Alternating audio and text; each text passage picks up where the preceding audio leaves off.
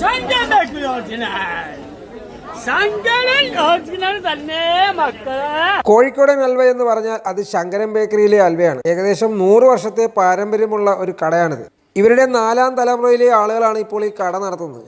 ചന്തുകുട്ടി എന്ന ആളാണ് ആദ്യമായി ശങ്കരൻ ബേക്കറി തുടങ്ങിയത്. ഇപ്പോഴും അതിൻ്റെ പരമ്പരാഗത തനിമ കൈവിടാതെ കോഴിക്കോട്ടെ പ്രശസ്തമായ മുട്ടായിത്തെരുവിൽ ആദ്യകാലത്തെ കടയിൽ തന്നെ തുടരുകയാണ്. മുട്ടായിത്തെരുവിൽ നിരവധി കടകൾ പുതുതായി വന്നിട്ടുണ്ടെങ്കിലും ശങ്കരൻ ബേക്കറിയിലെ ഹൽവയ്ക്കാണ് കൂടുതൽ ഡിമാൻഡ്.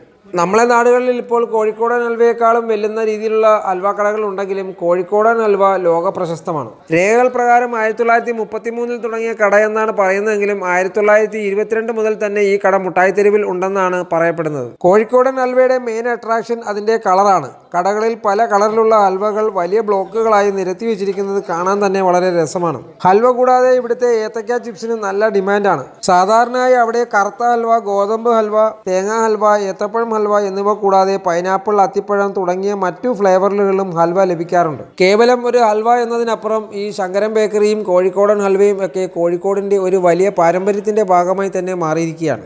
പണ്ടുകാലത്ത് ബ്രിട്ടീഷുകാരെ പോലും വളരെ ആകർഷിച്ച ഒന്നാണ് ഈ കോഴിക്കോടൻ ഹൽവ. ബ്രിട്ടീഷുകാർ ഈ തെരുവിന് മുട്ടായിത്തെരുവെന്ന പേര് നൽകിയത് തന്നെ ഈ കോഴിക്കോടൻ ഹൽവ കാരണമാണ്.